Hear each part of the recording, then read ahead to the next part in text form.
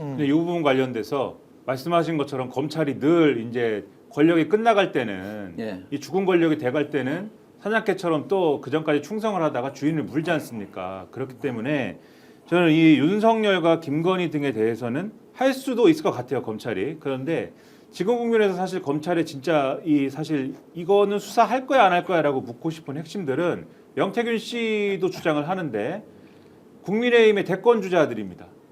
그러니까 오세훈, 홍준표 이런 사람들이 연관이 지금 있다라고 명태균 씨 측도 주장을 하고 거의 이제 오세훈 시장에 대해서는 뭐 거의 이제는 굉장히 몇 번이나 만났다라든지 직접 만났다라든지 이런 것들이 이제 언론 보도를 통해서 명태균 씨가 이제 얘기를 하는 거지 않습니까? 예. 그렇다고 하면은 지금 말씀하신 대로 윤석열, 김건희의 경우에는 말씀하신 논리대로 이제 수사 안 할 수가 없는 것이고 심지어는 명태균 휴대폰 때문에 지금 이 계엄 선포까지 한 거 아니냐 이런 얘기가 나오는 마당에 안 할 수가 없을 겁니다. 그런데 오세훈 서울시장에 대해서는 그럼 할 것이냐 이런 것들이 이런 정치적 판단을 어떻게 하는 거냐 요거에 따라서 상당히 달라질 여지가 있기 때문에 이 수사를 제대로 하는 거냐의 문제에 있어서는 좀 의구심이 생긴다라는 거죠. 그 남상곤 변호사가 오세훈 시장과의 악연이 있었던 것 같아요. 그죠? 예, 개인 감정이 되게 심하다. 개인 감정이 예. 좀 심한데 예. 저는 서울중앙지검으로 이쪽으로 이송시킨 것도 명태균 쪽에다가 한번 넛질을 해보는 거 아닌가? 검찰에서 변호사 바꿔. 이런 느낌도 좀 들어요. 왜냐하면은 이분은 주로 이제 지역에서 활동했던 변호사시잖아요. 그렇죠. 왔다 갔다 굉장히 좀 못합니다. 힘들고 예. 그 다음에 이제 지법으로 배정이 될 텐데 뭐 이게 사실은 한국 같은 사회에서 지검과 중앙지검과 지법의 판사들의 얼굴이라도 좀 알아야 되는 측면이 있는데 주로 지방에서 활동을 했던 변호사시면 그쪽에서는 이제 괜찮지만 이쪽에서는 조금 좀 안면이 그러면 이제 명태균 씨 입장에서 봤을 때는 본인도 본인의 이익을 생각하면 남 변호사를 바꾸는 게 낫지 않나? 이렇게 생각할 수도 있거든. 그러면 자 생각해봐. 여러모로 지금 오세훈 시장뿐만이 아니고 여러모로 한번 당신이 정치적으로 한번 생각을 해봐. 그러면 현재 권력은 이미 끝났어. 김건희와 윤석열은 끝났어. 그건 뭐 우리가 아니라도 특검에서 할 거야. 근데 미래 권력에서 늘 줄 섰잖아. 왔다 갔다 한 사람이잖아. 근데 굳이 오세훈을 네가 방방 뜰 필요가 뭐가 있니? 한두 달 전에 말했던 것처럼 잘 생각해봐.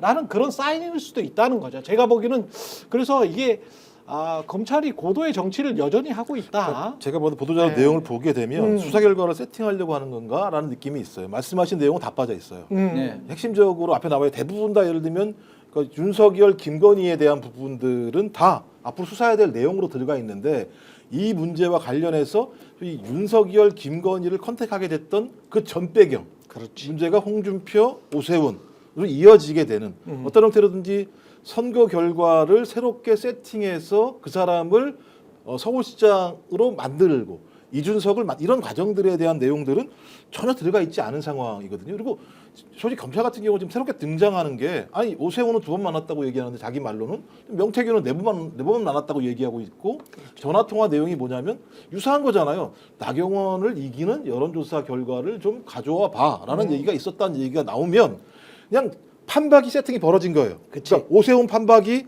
이준석 판박이, 그 다음에 윤석열 판박이 세 가지의 일을 누가 했느냐? 명태균이 했다라고 보시고 확인은 안 된 겁니다만 그렇다면 이 문제의 본질적인 내용들은 이 세 개의 세팅을 같이 다 조사해야 되는 거거든요. 근데 이 두 가지는 지금 빠져 있는 상황이고 맨 뒤에 부분만 등장한 건데 그런데 그렇다면 김주현은 어떤 역할을 할 것인가 좀 지켜봐야 되는 거죠.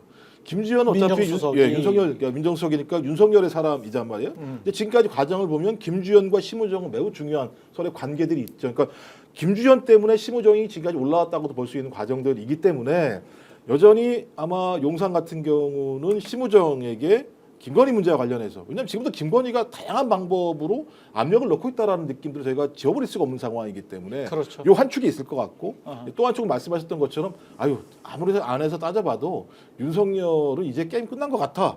게임이 끝났으니 여기에 대한 증거를 우리가 꽉 잡아놓고 오세훈 이런 데까지 넘어가지 않도록 이 건을 갖다 더 크게 부풀릴 수도 있는 측면들이 있거든요.